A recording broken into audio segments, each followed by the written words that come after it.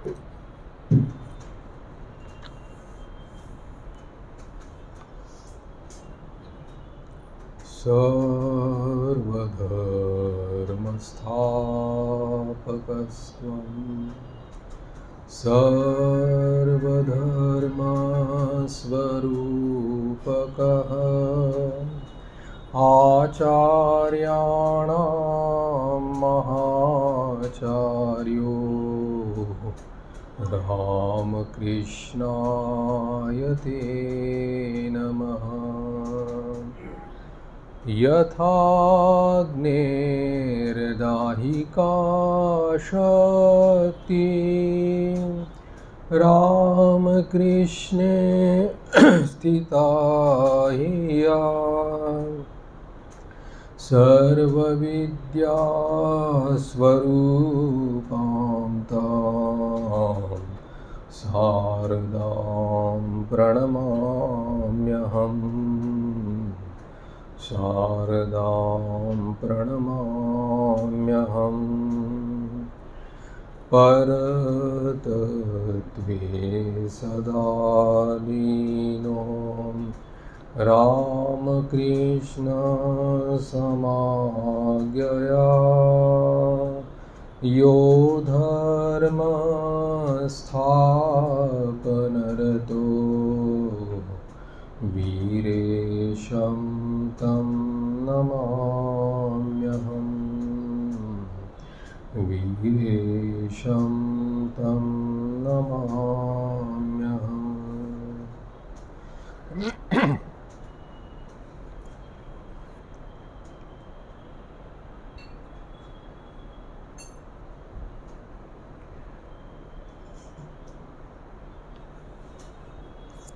अनंत भावमय श्री रामकृष्ण देव के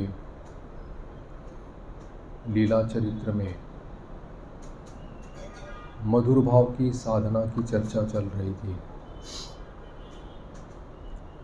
शांत दास्यादि भावों की साधना करने के बाद श्री श्री ठाकुर के मन में मधुर भाव की साधना करने की इच्छा हो गई और उसमें जैसे कि इस ग्रंथ में कहा है कि उन्होंने गोपी भाव से इसकी साधना की थी, तो इसीलिए उन्होंने स्त्री वेश ग्रहण करते हुए अपने आप को गोपी के रूप में समझते हुए कांता भाव से पति रूप से श्री कृष्ण को प्रार्थना करते हुए इस भाव की साधना की थी। उनके जीवन का एक वैशिष्ट्य रहा है कि जो भी जिस भाव से भी वो साधना करते थे उसके आनुषंगिक जो भी क्रियाकलाप उनके होते थे उसको यथायथ और अविकल करने की कोशिश करते थे। इसीलिए जब गोपी भाव से साधना कर रहे थे तब उन्होंने उसी प्रकार से भगवान श्री कृष्ण को अपना पति मान करके सेवा करने के लिए उस साधना का प्रारंभ किया था। पहले ही इसी ग्रंथ में बता चुके हैं कि ठाकुर के भीतर में स्त्री भाव का एवं पुरुष भाव का एक अद्भुत समावेश हुआ था। जब स्त्री भाव से वो या स्त्री वेश धारण करके जब महिलाओं के भीतर में रहते थे तब उनके नज़दीक रहने वाले उनके भांजे हृदय राम उसको भी पता नहीं चलता था। एक बार ऐसे ही मथुर बाबू उसको लेके गए थे और उनके भीतर में से किसी को बोला कि इन महिलाओं के भीतर में तुम्हारे मामा जी कौन है उसको बताओ। तब हृदय भी इतने दिन एक साथ उठना बैठना खाना पीना करते हुए भी अपने मामा को पहचान नहीं पाए। तो इस प्रकार से अविकल रूप से वो अपना अभिनय इस प्रकार करते थे। यहाँ कहा है कि जो अनन्य चित्त होकर के श्री कृष्ण दर्शन के लिए जो जरूरी है, ऐसी सब समय हृदय की व्याकुल प्रार्थना करते हुए उन्होंने अपने मार्ग में आगे बढ़ने का निश्चय किया था। और धीरे धीरे उनकी ये जो व्याकुल प्रार्थना थी वो अविराम और इतनी तीव्रतर हो गई थी कि इस साधना कालीन उनके शरीर के भीतर जो अत्यंतिक ताप का प्रादुर्भाव हुआ था वो उनके शरीर के रोमकूपों से रक्त की बूंदें टपका करती थी और शरीर की ग्रंथियां प्राय भग्न प्राय हुआ करती थी। हम लोग जो कि देहाभिमानी हैं और शरीर के साथ नित्य संबंध हम लोगों का है, इसीलिए इस प्रेम की धारणा या इस प्रेम रस की धारणा हम लोग नहीं कर सकते। ये जो इंद्रियातीत प्रेम है जो गोपियों के जीवन में देखने को मिलता है, वो जब तक अपना अस्तित्व है तब तक समझ में नहीं आता। जब तक देहाभिमान रहता है, जब तक शरीराभिमान रहता है, तब तक ये समझ में नहीं आता। और जब अपना अस्तित्व ही खत्म हो जाता है और केवल एकमात्र अपने प्रीतम श्री कृष्ण के प्रति पूर्ण समर्पण होता है, तभी ये गोपी भाव की स्थिति प्राप्त होती है। तो ये इंद्रियातीत प्रेम है, किसी भी प्रकार की विषय वासना का लेश मात्र इसमें नहीं रहता। इसीलिए ठाकुर के जीवन में भी जब उन्होंने ये साधना की थी, तब संपूर्ण रूप से उन्होंने अपने अस्तित्व को तो पहले मिटा ही दिया था। अब उसके बाद उन्होंने अपने पूर्ण रूप से अपने आराध्य देव मानो श्री कृष्ण को उन्होंने अपने जीवन में अपने पति रूप से या अपने इष्ट रूप से ग्रहण करते हुए उनको अपना जीवन समर्पण किया था। यहाँ पर भक्ति ग्रंथ जो वैष्णव ग्रंथ जो है, भक्ति ग्रंथ जो है, उसमें यहाँ कहा है कि केवल श्री राधा किशोरी जी के जीवन में ही इस प्रकार की प्रेम भक्ति की पराकाष्ठा दिखाई पड़ती है, क्योंकि सभी प्रकार के जो अष्टपाश है उसको त्याग करके स्वसुख वांछा को भी पूरी तरह से त्याग करके एकमात्र कृष्ण सुख से अपना सुख अनुभव करना, यही उसका उद्देश्य रखता है। यहाँ तक कि सायुज्य, सारूप्य, सालोक्य, सामीप्य और सार्ष्टी मुक्ति का भी यहाँ पर उपेक्षा की जाती है। दीयमानम न गृह्णन्ति विना मत सेवनम जना, कहा है कि देने पर भी ये लेने के लिए तैयार नहीं है। ऐसी ये श्री गोपीजनों की अवस्था जो संपूर्ण रूप से उनके प्रीतम में समर्पित, यहाँ भोग सुख का लेश मात्र यहाँ पर नहीं है। और इसका उदाहरण श्री राधा किशोरी जी के उदाहरण से यानी कि भक्ति शास्त्रों में वर्णन किया गया है। कहा जाता है कि आचार्यों का कहना अगर माने तो भगवान श्री कृष्ण के हृदय का जो विशुद्ध प्रेम है वही मूर्तिमान स्वरूप धारण करके राधा किशोरी जी के रूप में प्रकट हुआ है। ये राधा तत्व जो है वो आगम निगम अगोचर है, जिसका वर्णन हम लोगों को कहीं शास्त्र ग्रंथों में, उपनिषद आदि ग्रंथों में कहीं हम लोगों को देखने को, पढ़ने को नहीं मिलता। इसलिए बहुत सारे लोगों का कहना है कि ये बाद में जो गौड़ीय वैष्णव हो गए या और भी वैष्णव जो उनको मानने वाले हैं, राधा नाम की सृष्टि शायद उनके द्वारा हुई है। लेकिन क्योंकि अगर उन्होंने ये भी कहा है, अगर श्री राधा रानी का अगर अस्तित्व अगर होता तो श्री सुखदेव जी महाराज ने भी उसका उल्लेख भागवत में किया होता। लेकिन श्रीमद् भागवत में यद्यपि प्रत्यक्ष रूप से उसका उल्लेख नहीं है, लेकिन अप्रत्यक्ष रूप से उन्होंने उसका संकेत जरूर किया हुआ है। और इसका एकमात्र कारण ये है कि श्री सुखदेव जी महाराज को 7 दिन 7 रात्रि में परीक्षित को भागवत सुनाना था। अगर राधा नाम की महिमा राधा नाम का प्रभाव और राधा नाम का रूप अगर वो वर्णना करने लगते तो शायद 7 दिन या कितने दिन और बीत जाते हैं और उसी भाव में विभोर होकर के जो उनके सामने उनको यानी कि भागवत कहने का जो उनको ये मिला था वो पूर्ण नहीं हो पाता। इसीलिए श्री सुखदेव जी महाराज ने भी बड़े संयम से इसकी वर्णना की है, नहीं तो उसी में विभोर हो जाते। इसीलिए रास पंचाध्यायी जो है उसका भी उल्लेख जो सुखदेव जी महाराज ने किया है वो बड़े संक्षेप से किया है, क्योंकि वो विस्तार पूर्वक उसका वर्णन नहीं कर पाए। व्यासदेव जी ने तो उसका केवल उल्लेख मात्र किया है संकेत से कि इस प्रकार शरद पूर्णिमा के दिन में रास लीला हुई थी। सुखदेव जी महाराज क्योंकि विशेषाधिकार के कारण उन्होंने इस अंतरलिंग लीला का संक्षेप में वर्णन किया है और इसीलिए इस राधा तत्व को आगम निगम अगोचर तत्व कहा गया है।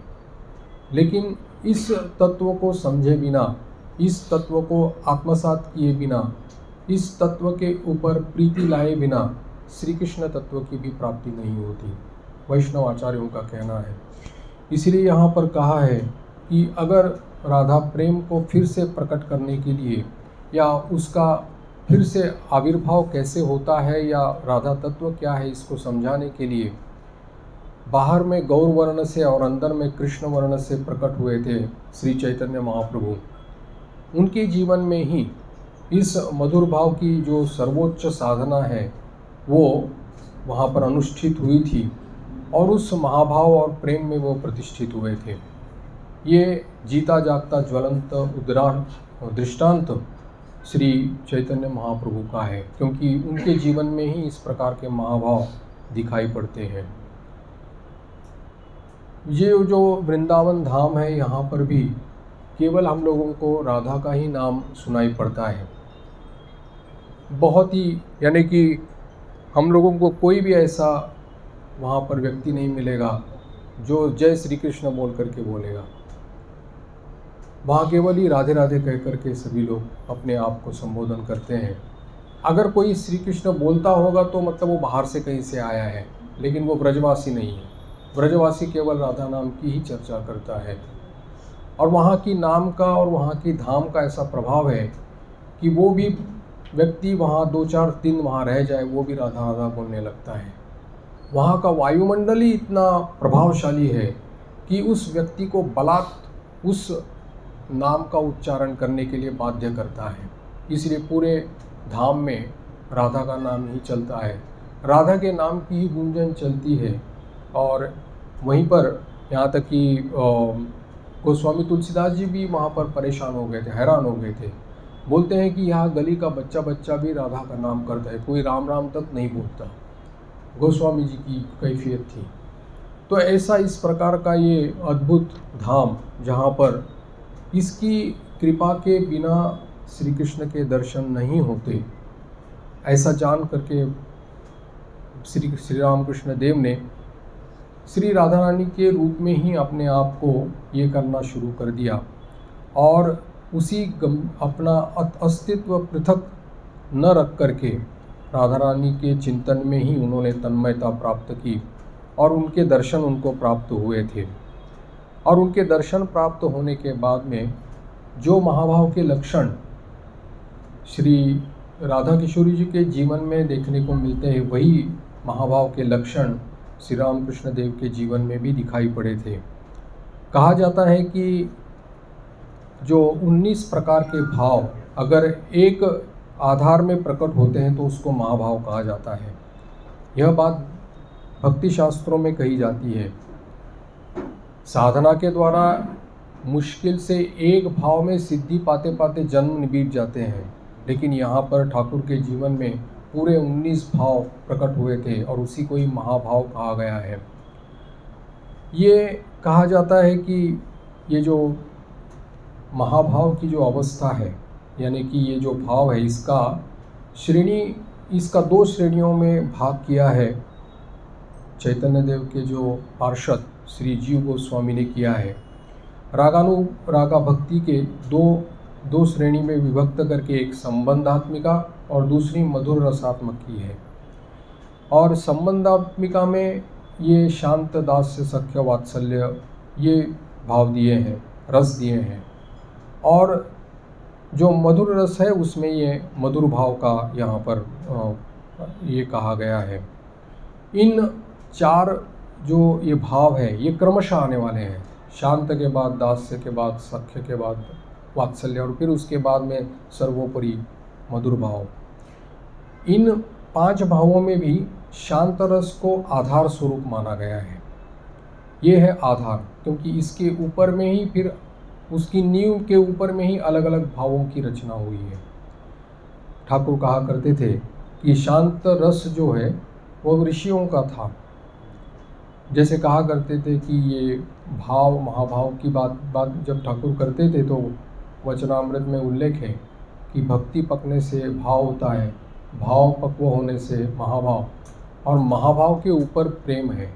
जैसे कि चैतन्य देव का प्रेम हुआ था, और प्रेम होने से ईश्वर को बांधने के लिए एक रस्सी मिल जाती है। तो इसीलिए ये प्रेम की अवस्था बहुत ही दुर्लभ जो कि ठाकुर के पास थी। इसलिए कहा जाता है कि ये शांत रस में स्थित होने के बाद ही उन्होंने इन भावों की जब उन्होंने साधना की थी, और अंत में जब मधुर रस का जब उन्होंने सर्वोपरि रस कहा गया है उसमें जब वो प्रतिष्ठित हो गए थे, तब वो महाभाव की अवस्था में, प्रेम की अवस्था में थे। तो कहा जा सकता है कि यहाँ इस प्रकार की, क्योंकि महाभाव और उसके बाद में ये जो प्रेम कहा गया है, यहाँ तक जाकर के तन्मय हो जाना और इष्ट का दर्शन सतत ले लेना, यहाँ पर ये उस प्रेम रस का आस्वादन केवल जीवन मुक्तावस्था में हो सकता है।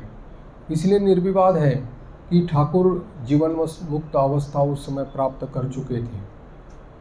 अब यहाँ पर अगर कोई इसमें ये कहे कि ठाकुर ने केवल सविकल्प समाधि ही प्राप्त की थी, निर्विकल्प समाधि का तो कोई ये नहीं है, तो क्योंकि इसके बाद ही अगला अध्याय जो हम लोग पढ़ेंगे वहीं वेदांत की साधना ठाकुर करते हैं और निर्विकल्प समाधि उनको वहाँ प्राप्त होती है, ऐसा कहा गया है। लेकिन जीवन मुक्ति के उस अवस्था के बाद ही, क्योंकि ये पूरी तरह से निर्वासना होने के बाद में ही इन महाभाव की अवस्था या प्रेम की अवस्था उनको प्राप्त हुई है, उसके बिना तो उसका रस ही कभी प्राप्त नहीं होता। वैष्णव आचार्यों का ये कहना बिल्कुल सत्य है। इसीलिए हमको लगता है कि यद्यपि मधुर भाव के इस विविध रसों की चर्चा यहाँ पर लेखक ने की नहीं है, हो सकता है कि ग्रंथ का विस्तार और बढ़ जाए इस भय से, लेकिन ये निर्विवाद सत्य है कि ठाकुर ने जीवन मुक्त अवस्था पहले ही प्राप्त कर दी थी। इसके कारण ही वो इस प्रकार की भाव, महाभाव और प्रेम की अवस्था में प्रतिष्ठित हुए थे। और इस महाभाव की पराकाष्ठा अवस्था में ही उन्होंने अपने आप का अस्तित्व खो करके वो स्वयं अपने आप को गोपी भाव में स्थित हो गए थे। वैसे मधुर भाव में भी 3 भाव माने जाते हैं, जैसे कि एक कांता भाव है, गोपी भाव है, और तीसरा है सखी भाव या सहचरी भाव है। गोपी भाव तक कह सकते हैं कि यहाँ तक योग माया का प्रभाव दिखाई पड़ता है, लेकिन जो निकुंज की लीला है, जो सखी भाव है, इसमें योग माया का कोई प्रभाव नहीं है। वहाँ नित्य विलास है, नित्य विहार है, नित्य नवीन नवल किशोर और नवल किशोरी का जो वहाँ पर रास चलता है। तो ये वो अवस्था है, वहाँ कोई किसी भी प्रकार का योग माया का आश्रय नहीं है। ये निकुंज लीला है, वो चिदानंदमय लीला है। इसीलिए लगता है कि यहाँ पर ठाकुर ने जो साधना गोपी भाव से की थी, कांता भाव से जो वो की थी, लेकिन सर्वोपरि जो सखी भाव है वो भी किया था क्या, लेकिन इसके बारे में यहाँ पर कहीं उल्लेख नहीं मिलता। लेकिन हो सकता है कि उन्होंने इस भाव की भी साधना करके उसमें भी वो सिद्ध हो गए होंगे, और इसी भाव से साधना करते करते वो अपने आप को पुरुष, यानी कि पुरुषवाचक जो सब कुछ है वो भूल गए थे। अपने आप को स्त्री के साथ इतना उन्होंने, यानी कि तादात्म्य बोध इनका हो गया था कि श्री कृष्ण की ही वो पति रूप से वो ये करने में उन्होंने तन्मयता प्राप्त की थी। कहा जाता है कि मनुष्य मन जो रहता है वो शरीर की सृष्टि करता है। यानी मन में किसी भी प्रकार का भाव अगर तीव्रता से हम लोग अनुभव करें, कोई भी भाव हो, चाहे विषयासक्ति हो या चाहे भगवद आसक्ति हो या भगवत प्रेम हो, तो उस भाव का चिंतन अगर प्रगाढ़ हो जाए, तीव्र हो जाए, तो उससे हमारे शरीर में भी परिवर्तन हो जाता है। और वैसे ही शरीर के ऊपर परिवर्तन होकर के शरीर भी आनुषंगिक उस प्रकार के क्रिया अनुष्ठान करता है। अगर विषयासक्त है तो उस प्रकार के अनुष्ठान उस शरीर के द्वारा होते हैं, और अगर भगवत प्रेम में आसक्ति है या भगवत प्रेम में तन्मयता है तो उसमें उस प्रकार के अनुष्ठान उसके द्वारा किए जाते हैं। ठाकुर के द्वारा जो उपलब्धियाँ इस मधुर भाव की साधना करते समय हुई थी, उस उपलब्धियों को सुन करके उस समय के प्रख्यात पंडित जो वैष्णव चरण थे, उन्होंने कहा था, पद्मलोचन जो थे, पद्मलोचन, तो उन्होंने कहा था कि आपकी ये जो अवस्थाएं हैं वो कहीं भी वेद पुराणों में लिखी नहीं हमने देखी नहीं है। तो ये सब कुछ आपके अनुभव जो है वेद पुराणों को अतिक्रमण करके आगे बढ़ चुके हैं, और ये मानसिक भावों के प्राबल्य से शरीर और मन के ऊपर उसका प्रभाव और उसमें परिवर्तन लाना, ये जब ठाकुर के जीवन में हम लोग प्रत्यक्ष रूप से हम लोग जब पढ़ते हैं, उसका मनन करते हैं, तब वास्तविक हम लोगों को आश्चर्य होना पड़ता है कि वैसे भी मैंने एक प्रकार का एक अद्भुत उदाहरण ये हम लोगों को सामने है। इसीलिए यहाँ पर उसी प्रकार की साधना करते हुए उनको ज्योतिर्मय दर्शन हुए थे भगवान श्री कृष्ण के। और यहाँ पर ठाकुर के मन में एक जो भाव था पहले से कि एक वो भाव उन्होंने एक जो कल्पना के रूप में उन्होंने कहा था कि अगर मुझे फिर से भविष्य में जन्म लेना पड़े तो किसी बाल विधवा के रूप में मैं आऊँगा और फिर वहाँ पर एक झोपड़ी में रहूँगा, वहाँ पर भिक्षा मांग करके रहूँगा, सब्जी उगाऊँगा और एक गाय वहाँ रहेगी और केवल अपना ही जो भी कुछ है वो उसी पे ही मेरा भरण पोषण करूँगा और वहीं पर मैं अपने आराध्य देव को उसी का ही भोग लगाऊँगा। ऐसे ही करके उन्होंने एक कल्पना उसमें उन्होंने की थी, लेकिन ये कल्पना उनकी वास्तविक ही मधुर भाव की साधना करते समय सिद्ध हो गई थी। मधुर भाव के अंत में जो उन्होंने दर्शन किया था, इसी को यहाँ पर प्रसंगानुसार लेखक ने कहा है, उल्लेख किया है कि जैसे कि कहा जाता है कि भागवत भक्त और भगवान तीनों एक है। उसका दर्शन ठाकुर को हुआ था। उन्होंने देखा कि भगवान श्री कृष्ण की ज्योतिर्मय मूर्ति उनके सामने है, उसका दर्शन उनको हुआ। उनके ही श्री चरणों से मानो एक ज्योति निकल करके उसने श्री भागवत का स्पर्श किया और उसी का स्पर्श श्री ठाकुर के हृदय को हुआ और तीनों एक दूसरे से ज्योतिर्मय मार्ग से मानो जुड़ करके देखे गए। तो उनको वहाँ पर यह अनुभव हुआ कि भागवत भक्त और भगवान तीनों एक है। जैसे कहा जाता है भक्ति भक्त भगवंत और गुरु चारों नाम है लेकिन वपु एक है, वैसे ही भागवत भक्त और भगवान तीनों एक ही है। इसी उपलब्धि का उल्लेख करते हुए यहाँ पर इस मधुर भाव साधना का उपसंहार उन्होंने किया है। अब बात आती है कि ठाकुर के वेदांत साधना की बात। यहाँ पर वेदांत साधना का जो अधिकारी माना गया है वो शास्त्रों में कहा गया है कि नित्यानित्य वस्तु विवेक उसके पास हो, इहा मूत्र फल भोग विराग हो, शमदमादि षड संपत्ति हो और मुमुक्षुत्व हो। ये चारों तो उनके पास में श्री रामकृष्ण देव के पास तो थे ही, लेकिन यहाँ पर प्रश्न ये किया है कि जगत कारण ईश्वर को जगदम्बा के रूप में पाकर के भी और विविध रूपों में उनकी उपलब्धि करते हुए, अनुभव करते हुए ठाकुर को फिर से पुनः साधना करने की क्या आवश्यकता हुई, क्योंकि ये मन में प्रश्न, ग्रंथकार के मन में प्रश्न आया था और इसी को ही उन्होंने श्री श्री ठाकुर से ही इसका, यानी श्री श्री ठाकुर को ही इसको पूछा था।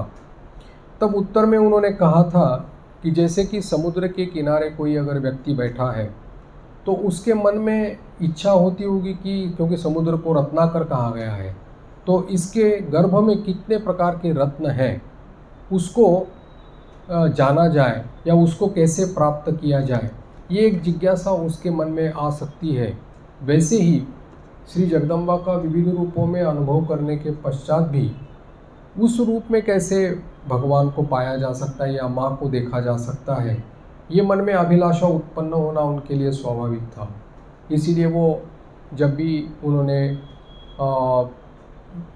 क्रिश्चियन यानी कि ईसाई धर्म की साधना की थी, इस्लाम धर्म की साधना की थी, तो उनका कहना यही था, माँ को वही प्रार्थना वो करते थे कि माँ तुमको गिरजाघर में कैसे बुलाते हैं मैं देखना चाहता हूँ, वो लोग कैसी तुम्हारी उपासना करते हैं तो वो मैं देखना चाहता हूँ। तो उनका ये पूर्ण विश्वास था कि उनकी माँ ही यानी जगदम्बा ही अलग अलग रूपों में अलग अलग उपासना स्थानों में पूजित हो रही है और आराधित हो रही है। और इसीलिए उनके मन में यहाँ पर वो अभी मधुर भाव में सिद्धि प्राप्त करने के पश्चात उनके मन में अभी वेदांत की साधना यानी कि भावातीत अवस्था जो है उसकी उपलब्ध करने की इच्छा प्रकट हो गई थी। यहाँ पर कहा है कि ये इच्छा प्रकट होना भी श्री श्री जगदम्बा की इच्छा से ही, प्रेरणा से ही उनके मन में ये इच्छा आ गई थी, उनके जीवन में आ गई थी। क्योंकि कोई भी उनके जीवन में जितनी भी साधनाएं हुई है, जो भी भावों का साधन उनका हुआ है, वो सब जगदम्बा की प्रेरणा से ही हुआ है। उन्होंने कहा है कि मैंने हिसाब करके कुछ नहीं किया है, जो भी माँ की इच्छा हुई है, माँ ने जैसे ही प्रेरणा की है वैसे ही मैंने उन भावों का साधन यहाँ पर किया है। तो ये भाव भी उनके मन में आया कि ये जो सभी प्रकार के भाव जिसमें केवल द्वैत भाव है, लेकिन ऐसी भी एक अवस्था है भावातीत जो अद्वैत अवस्था है, वो कैसी होगी, ये भी अभिलाषा उनके मन में उत्पन्न हुई। यहाँ पर थोड़ा सा विचारणीय विषय ये है कि उनकी अवस्था तो द्वंद्वातीत थी ही, यानी कि द्वंद्व विमुक्ता वो तो उनका हुआ ही था, और गुणातीत और देहातीत ये अवस्था भी उनकी प्राप्त हुई थी। तो प्रश्न उठता है कि ये प्रतिबंध न रहने के कारण, किसी भी प्रकार का विकल्प न रहने के कारण, क्या निर्विकल्प समाधि का अनुभव उनको पहले ही हुआ था? एक प्रश्न पूछा जा सकता है। और इस प्रश्न का उत्तर देने के लिए तो हमारे पास क्योंकि कोई उत्तर है नहीं, क्योंकि ये लीला प्रसंगकार जिन्होंने ये ग्रंथ लिखा है वो हमारे बीच में नहीं है, लेकिन ये प्रश्न तो जरूर आता है कि इसके बीच इसके सभी प्रकार की जो साधना उनके द्वारा हुई थी उसमें तो कोई ऐसे संस्कार, पूर्व जन्मार्थित संस्कार नहीं थे, शुद्धम अपापविद्धम उनका देह था और कोई भी प्रतिबंध विकल्प उनके मन में नहीं था। ऐसी अवस्था में ऐसी कौन सी बाधा या कोई रही होगी कि जो निर्विकल्प अवस्था को उनको प्राप्त की होगी, या उसके लिए वेदांत साधना ही करनी पड़ी? क्योंकि भाव और भावातीत अवस्था दोनों का कार्य और कारण का संबंध है। जैसे कहा है कि कारण के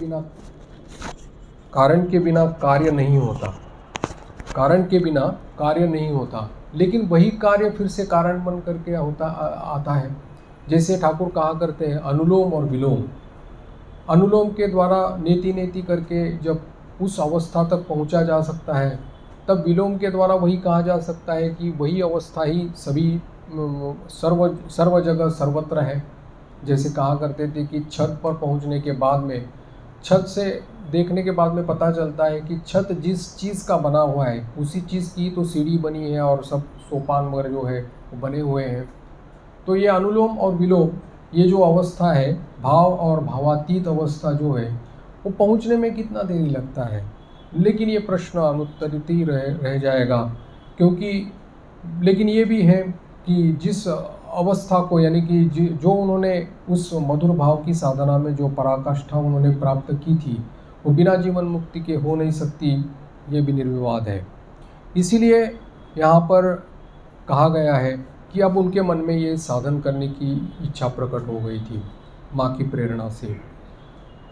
यहाँ पर कहा गया है कि ठाकुर जब इस प्रकार की साधना में ये थे, मग्न थे, तब उनके बारे में जो अलग अलग प्रकार के यानी कि लोग कहा करते थे, वो उनकी माता गर्भधारिणी माँ जो थी वहाँ तक वो पहुँचा, यानी कि उनको उसको जनाया जाता था श्रीमती चंद्रामणि देवी को। एक तो उनके बड़े पुत्र राम कुमार जी, जब उनका शरीर पूरा हो गया, उसके बाद में जब ये सुना गया कि उनके कनिष्ठ पुत्र गदाधर विक्षिप्त हो गए, तब कुछ दिन के लिए उन्होंने उनको वहाँ पर कामरपुकुर में बुलाया था। बुला करके कुछ चिकित्सा की भी व्यवस्था की थी, कुछ झाड़ फूँक भी किया था। फिर उसके बाद में लोगों के परामर्श के अनुसार उनका विवाह भी कर दिया था। विवाह करने के बाद में कुछ दिन रहने के बाद में करीब 1.5 साल रहने के बाद में फिर से वो दक्षिणेश्वर में आकर के उपस्थित हुए थे, और फिर वहाँ आने के बाद में फिर से उनकी साधना शुरू हुई थी, और फिर वही प्रकार की जो उन्माद अवस्था थी वो प्राप्त हुई थी।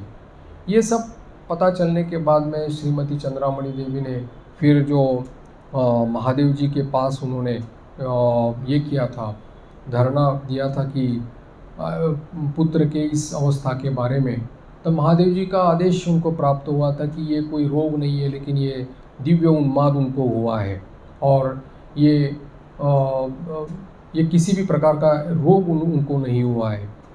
तब उनकी इच्छा हो गई कि अब जो भी जीवन के कुछ दिन बचे हुए हैं वो कम से कम गंगा जी के किनारे वहाँ पर व्यतीत किए जाए।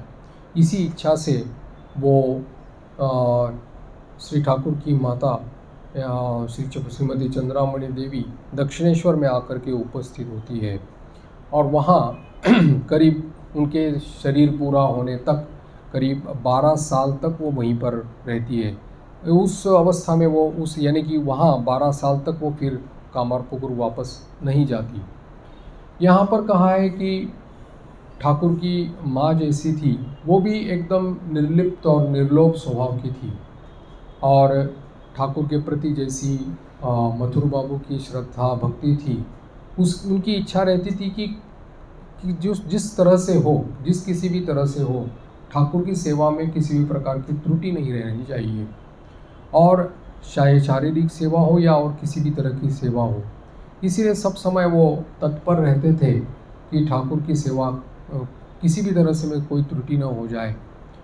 और 1-2 बार उन्होंने कोशिश भी की थी कि उनके नाम पर कोई ज़मीन जायदाद लिख देने के लिए, लेकिन ठाकुर को जब पता चला था तब वो लाठी लेकर के मारने के लिए आए थे उसको कि मुझे विषय बना रहे हो, तो वो संभव नहीं हो पाया था। अब जब उनकी माताजी यहाँ पर आकर के दक्षिणेश्वर में नौबत खाने में अवस्थान करने लगी थी, तब अभी मथुर बाबू को लगा कि ये एक अवसर है कि कुछ अपना इनको भी दिया जाए, और इसलिए वो ठाकुर की माता को दादी कह कर के पुकारते थे, और वहाँ पर जा कर के वो उनसे सुख दुख की बात किया करते थे। तो स्वाभाविक है कि मथुर बाबू के प्रति मथुर बाबू उनके प्रिय पात्र बन गए थे। एक दिन मथुर बाबू ने श्रीमती चंद्रामणि देवी को पूछा था कि आपने अभी तक मुझसे कुछ नहीं मांगा, लेकिन आपकी मन में जो भी इच्छा है, आपके मन में जो भी कुछ आ रहा है, वो हमसे मांग लीजिएगा, हम आपकी इच्छा सब तरह से पूरी करेंगे। अब इस प्रकार का जब उन्होंने अनुरोध किया, तब श्रीमती चंद्रामणि देवी ने बड़ी सोच में पड़ गई कि क्या मांगूं। तो उन्होंने कहा कि बेटा, तुमने तो सब कुछ मुझे दे के रखा है, ऐसी कोई वस्तु ही नहीं कि जिसकी मुझे आवश्यकता है, और जब अगर आवश्यकता हो तो मैं स्वयं ही मांग लूँगी। तो उन्होंने संदूक खोल करके दिखा दिया कि देखो, तुमने ये सब कपड़े भी दिए पहनने के लिए, खाने पीने का बंदोबस्त तो तुमने कर ही दिया है, और रहने का भी प्रबंध है, तो मुझे कोई किसी भी चीज़ की अभी आवश्यकता नहीं, क्या मांगूँ तुम्हारे पास। लेकिन मथुर बाबू बार बार जब जिद करने लगे, तब श्रीमती चंद्रामणि देवी ने कहा कि उनको मानो याद आ गया, और उन्होंने कहा कि देखो, मेरा वो जो दांत मांजते हैं तो उस समय वो जो तंबाकू लगती है वो थोड़ा एक आने की ला करके दे देना। जब ऐसा इस प्रकार से उनके मुंह से इस प्रकार के निर्लोभ व्यक्ति का जो व्यक्ति था, यानी वो जो उनका वचन था, उसको सुन करके मथुर बाबू के आंखों में आंसू आ गए। एक तो विषयी जमींदार तो वो खुद थे ही, लेकिन इस प्रकार की उक्ति सुन करके उनके आंखों में आंसू आ गए और फिर उन्होंने बार बार उनको प्रणाम करते हुए कहा कि ऐसी माता न हो तो कैसे त्यागी पुत्र का जन्म कैसे संभव है। और इसीलिए यहाँ पर इन दोनों बातों का यहाँ पर उल्लेख किया है, क्योंकि यहाँ इनकी जो माता थी, यहाँ पर जटाधारी के आने के बाद से वेदांत साधना तक जो भी उनकी जो साधनाएं हुई थी वो उनके माताजी के उपस्थिति में ही वहाँ पर हुई थी। इसलिए यहाँ पर इसका उन्होंने उल्लेख किया है। श्रीमद् तोतापुरी जी के बारे में अभी जैसे कि कहेंगे कि वो तो एक पूरी संप्रदाय के परमहंस श्रेणी के साधु थे, महात्मा थे, सिद्ध महापुरुष थे। ठाकुर के जीवन में जैसे कि ये साधना में प्रवृत्त होने का कारण, जैसे हम लोग बताया जाता है कि भाव से भावातीत अवस्था जाने के लिए, और इसके लिए जैसे वो वचनामृत में खुद ही कहा करते थे कि मुझे चीनी बनना अच्छा नहीं लगता लेकिन चीनी खाना अच्छा लगता है। तो ऐसी अवस्था में उनके मन में कैसे ये अवस्था, यानी कि ये इच्छा प्रकट हो गई कि भावातीत अद्वैत अवस्था को, और वो संधान कैसे उनको बन गया। अब यहीं पर उन्होंने यहाँ पर इसकी चर्चा यहाँ पर की है। श्रीमद् तोतापुरी स्वामी जी जो थे वो पंजाब के पास रहने वाले थे। वहाँ पर वो उन्होंने संन्यास दीक्षा लेकर के ब्रह्मबोध संपन्न महापुरुष जब बन गए, उसके बाद में वो भ्रमण किया करते थे, परिव्राजक रूप में भ्रमण किया करते थे। नर्मदा के तट पर उन्होंने दीर्घकाल एकांतवास करके तपस्या की थी और उसके बाद वो परिभ्रमण करते करते तीर्थाटन करते रहते थे। और उनका नियम था कि कहीं जगह में, किसी भी जगह में 3 दिन से ज़्यादा नहीं रहते थे। जब जगन्नाथपुरी का दर्शन करके वो आ रहे थे तब बंगदेश में आकर के उपस्थित थे। उस समय दक्षिणेश्वर का ये जो देवस्थान था वो काफ़ी प्रसिद्ध था, क्योंकि एक तो ठहरने का प्रबंध और दूसरा भिक्षा का प्रबंध दोनों यहाँ पर होता था। इसीलिए तोतापुरी जी वहाँ पर आकर के उपस्थित हुए और इसी काली मंदिर के इसमें 3 दिन रहने का निश्चय उन्होंने किया। जब पहली बार वो वहाँ पर आ गए थे तब गंगा जी के किनारे उन्होंने अपना आसन लगा लिया और घाट पर उन्होंने श्री श्री ठाकुर का दर्शन वहाँ पर किया। ठाकुर का जो तपोदीप्त भावोज्ज्वल जो मुखमंडल जो था, जब उन्होंने उसको देखा तब तोतापुरी स्वामी जी की एक अलग धारणा हो गई। और उन्होंने अब, क्योंकि एक महापुरुष ही दूसरे महापुरुष को समझ सकता है, अनुभव कर सकता है, पहचान सकता है, तो इसीलिए उन्होंने कहा कि यह तो सामान्य पुरुष नहीं है। और तंत्र प्राण बंगाल में इस प्रकार का वेदांत का अधिकारी कोई हो सकता है, ऐसी धारणा उनकी नहीं थी। इसलिए वो आश्चर्यचकित हो गए थे और इसीलिए उन्होंने ठाकुर को नज़दीक से देख करके उनका निरीक्षण करते हुए वो वहाँ पर उनके पास आए और ठाकुर को कहा कि तुम वेदांत के उत्तम अधिकारी मुझे लगते हो, क्या तुम वेदांत साधना करोगे? ठाकुर चिरपरिचित जैसा उनका स्वभाव था, वैसे उन्होंने कहा कि मैं क्या करूं और या ना करूं, मैं कुछ भी नहीं जानता। मैं माँ को पूछता हूँ, अगर माँ का आदेश मिल जाएगा तो मैं करूँगा। तोतापुरी जी को लगा कि माँ का उल्लेख कर रहा है, मतलब अपनी गर्भधारिणी माँ को पूछने के लिए जा रहा है। तो उन्होंने कहा कि जाओ अपनी माँ से पूछ के आ जाओ, मैं यहाँ ज़्यादा दिन तक नहीं ठहरूँगा। ठाकुर ने धीरे धीरे माँ के मंदिर में प्रवेश किया और जब माँ ने, जगदम्बा ने उनको बता दिया कि जाओ सीखो, तुमको सिखाने के लिए ही इनका सन्यासी का आगमन यहाँ पर हुआ है, तब वो खुद जा कर के तोतापुरी जी से मिलते हैं और कहते हैं कि माँ ने मुझे अनुमति दी है, तब जाकर के उनको पता चलता है कि मंदिर में जो माँ भवतारिणी का जो ये है विग्रह है, उसको ही ये प्रेम के का स्वर इसमें माँ कहकर पुकारता है, और उन्हीं का आदेश पा करके वो कह रहा है कि माँ ने यानी कि अनुमति दी है। श्रीमद तोतापुरी स्वामी जी को यह आचरण थोड़ा सा विचित्र लगा।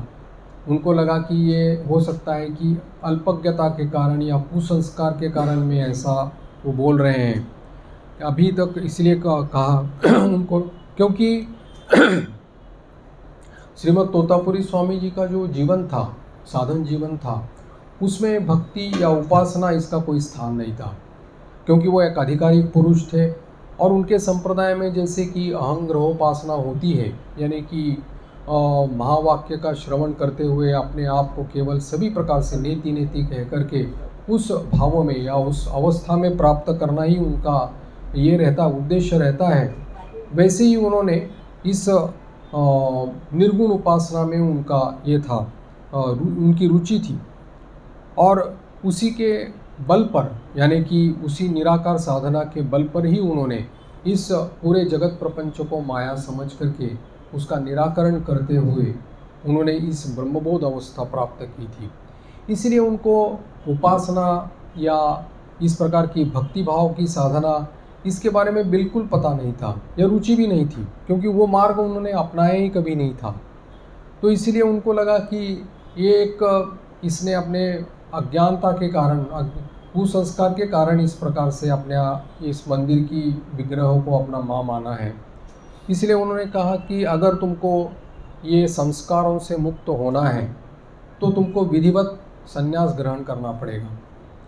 ठाकुर ने कहा कि संन्यास लेने के लिए उनको कोई आपत्ति तो है नहीं, लेकिन उनकी गर्भधारिणी माँ वहाँ पर है नौबत खाने में, अगर उसको समझ में आ जाए तो हो सकता है उसके दिल में चोट लग जाए या उसको शोक हो जाए।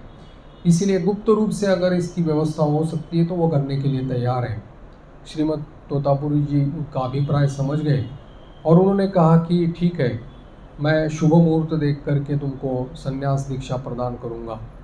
और यह कह करके उन्होंने पंचवटी के नीचे आकर के उन्होंने अपना आसन जमा दिया था। अब एक शुभ मुहूर्त देख करके उन्होंने ठाकुर को पितृपुरुषों का श्राद्ध करने के लिए कहा।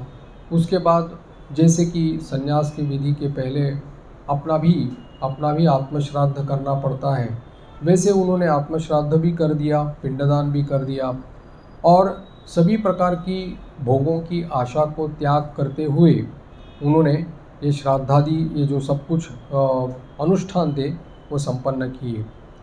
ठाकुर ने, क्योंकि ठाकुर का ये स्वभाव ही था कि जिस किसी को उन्होंने गुरु रूप से वरण किया है और जो भी साधना उनको करनी है, तो जो भी उनको जिस प्रकार से आदेश गुरु करें उसी का अक्षरशः पालन वो किया करते थे।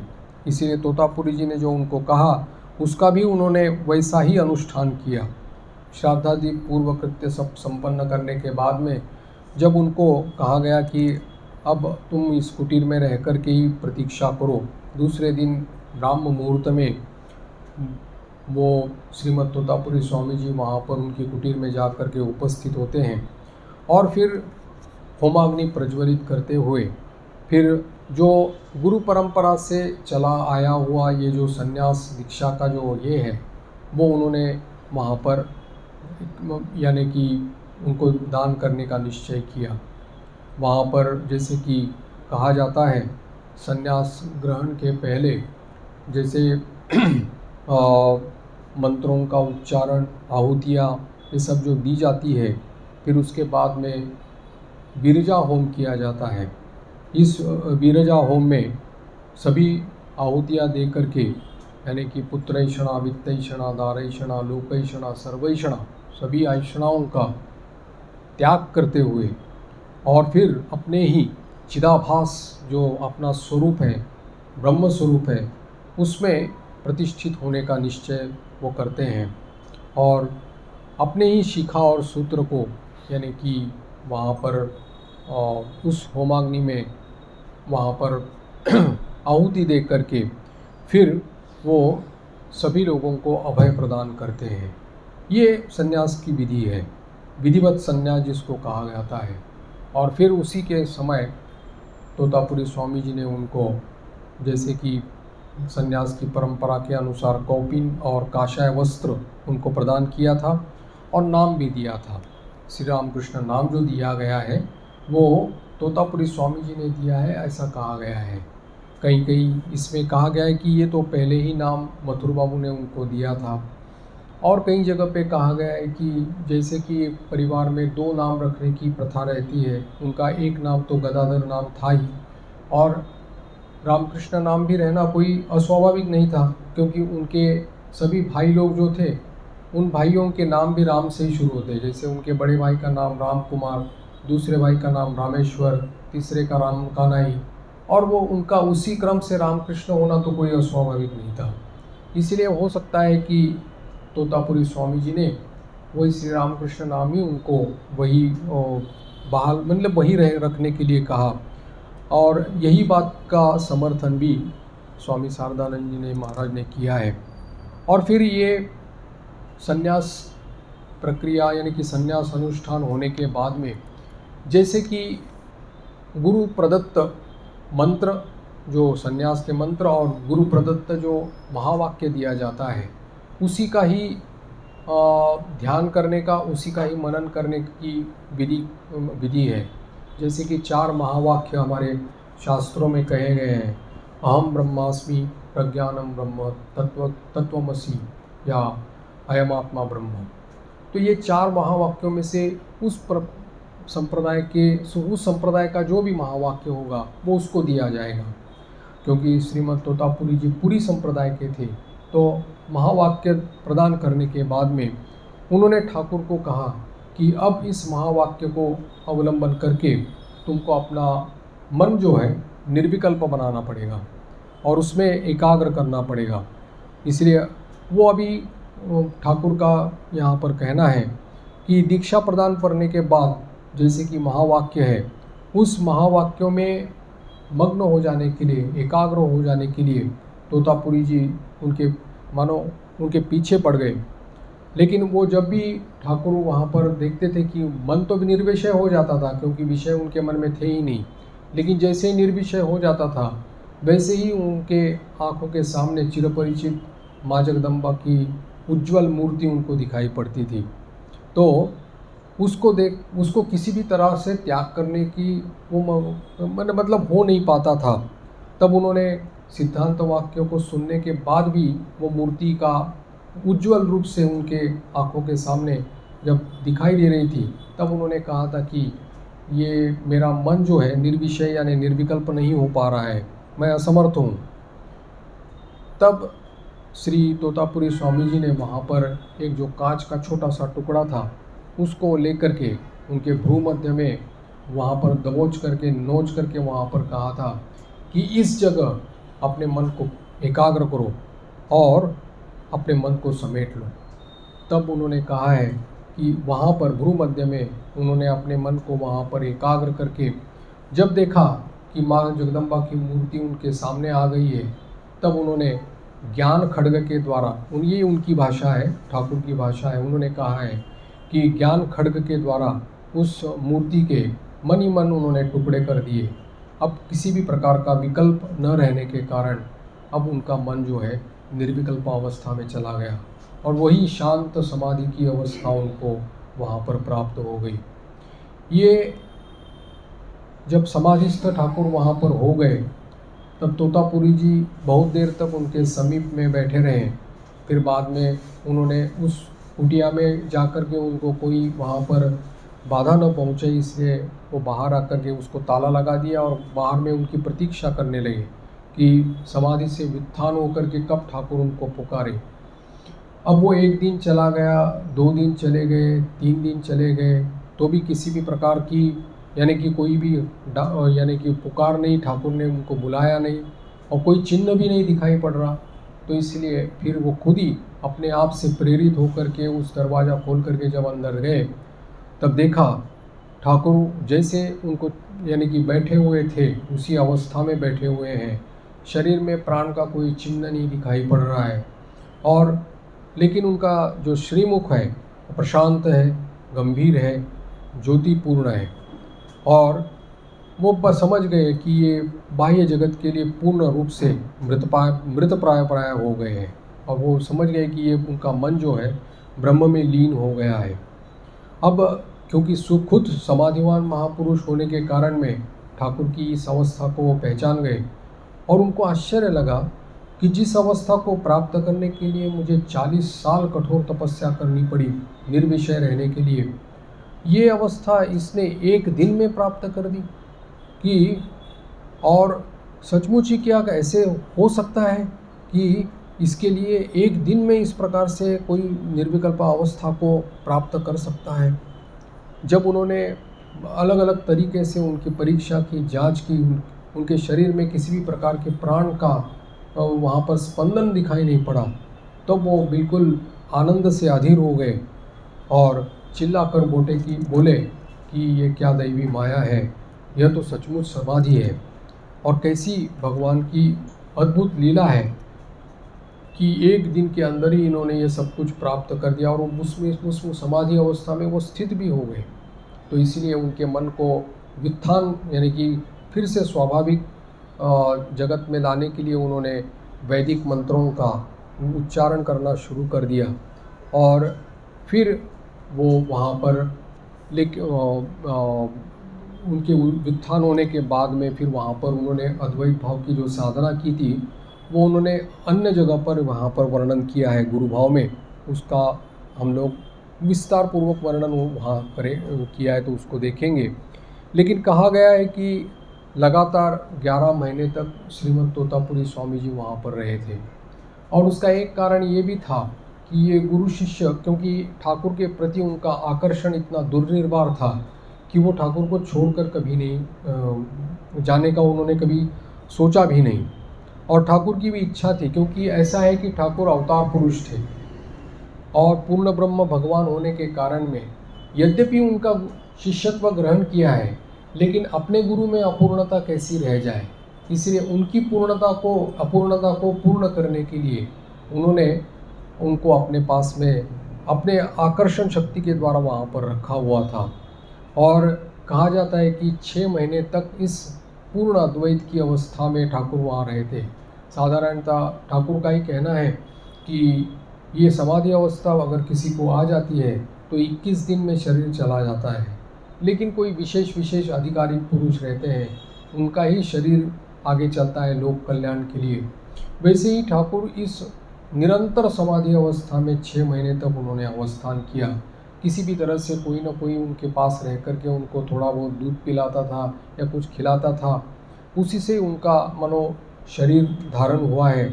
नहीं तो ऐसा उदाहरण भी इस प्रकार से अद्भुत कभी सुनाई नहीं पड़ा है।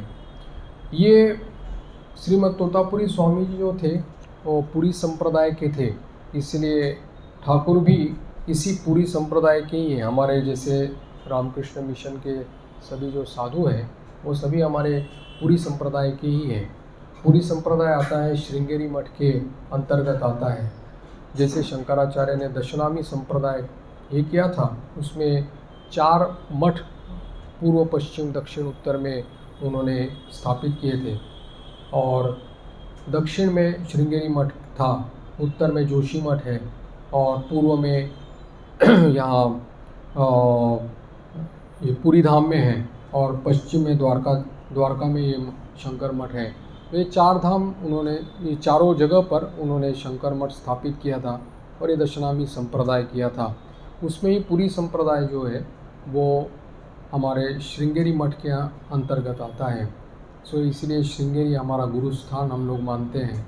तो उसी परंपरा में स्वामी जी भी थे, तो वो भी पूरी संप्रदाय के जैसे और भी ठाकुर के पार्षद, उसी परंपरा से हम लोग भी पूरी आते हैं। तो श्री रामकृष्ण, जैसे तोतापुरी अपने नाम के सामने तोतापुरी, श्री रामकृष्ण पुरी, स्वामी विवेकानंद पुरी, वैसे पुरी ये शब्द लगाया नहीं जाता, लेकिन वो संप्रदाय का सूचक है। वैसे ही यहाँ पर ठाकुर के, यानी कि क्योंकि ठाकुर ही हमारे परम गुरु और आदि गुरु हैं, इसलिए उनके द्वारा ही चली हुई ये संन्यास परंपरा भी हम लोगों को प्राप्त है।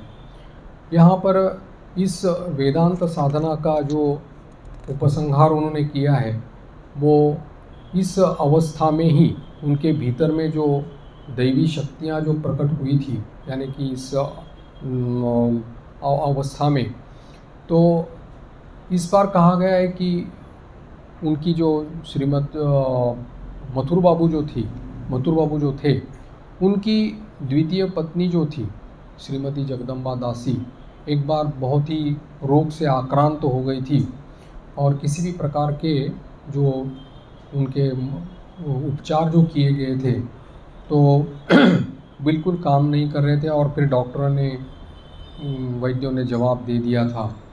वैसे तो मथुर बाबू एक गरीब घर के थे, लेकिन रूपवान देख करके ही रानी रासमणी ने उनको अपनी तृतीय कन्या उनको दी थी। फिर तृतीय कन्या का शरीर पूरा होने के बाद में चतुर्थ कन्या उनको दी थी।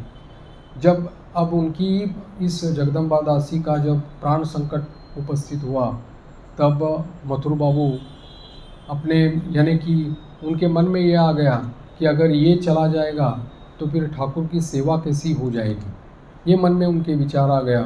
तो वो ठाकुर के पास वहाँ पर गए थे। उन्होंने कहा कि जो होना है वो तो होगा ही निश्चित, लेकिन मुझे ये डर लग रहा है, मुझे ये शौक लग रहा है ऐसा कि आपकी सेवा का जो अधिकार जो मुझे मिला था उससे मुझे वंचित होना पड़ेगा अगर मेरी पत्नी का अगर कोई हो जाता है तो इस प्रकार से दुखित देख करके ठाकुर के मन में भी करुणा जागृत हो गई थी और उसी भावावेश में ही उन्होंने मथुर बाबू को कहा था कि घबराने की कोई बात नहीं, तुम्हारी पत्नी ठीक हो जाएगी, स्वस्थ हो जाएगी। और ठाकुर के ऊपर चूँकि उनका पूर्ण विश्वास था, श्रद्धा थी, इसलिए वो तुरंत अपने मकान में चले गए जान बाजार के। वहाँ जा कर के देखा उनकी जो पत्नी थी वो उसके अवस्था में परिवर्तन आ गया है और वो अच्छी हो गई है, लेकिन उसका जो रोग था वो ठाकुर को बहुत दिन तक भोगना पड़ा था। करीब 6 महीने तक उदर रोग से वो भोग रहे थे। लेकिन ये भी एक प्रकार से वरदान के रूप में ही साबित हुआ था, इसलिए कि ताकि उनका मन भी जो सतत निरंतर अद्वैत भूमि में था वो साधारण भूमि में आने के लिए वो सहायता हुई थी। क्योंकि इसी के बाद ही तो, यानी कि वो लोक कल्याण का काम जो था वो उनके द्वारा होना था। इसलिए ठाकुर कहते हैं, मथुर ने क्या ऐसे ही साधे मेरी सेवा की है, 14 वर्ष तक सेवा की है। मथुर ने इस शरीर के भीतर में बहुत कुछ उसको दिखाया है, दर्शन करवाया है, इसीलिए उसने इतनी सेवा की थी। तो इस वेदांत साधना का यहाँ पर उपसंहार यहाँ पर ग्रंथ का किया है। शेष चर्चा बाद में करेंगे। ओम शांति शांति शांति। हरि ओम तत्सत्। श्री राम कृष्णार्पणमस्तु।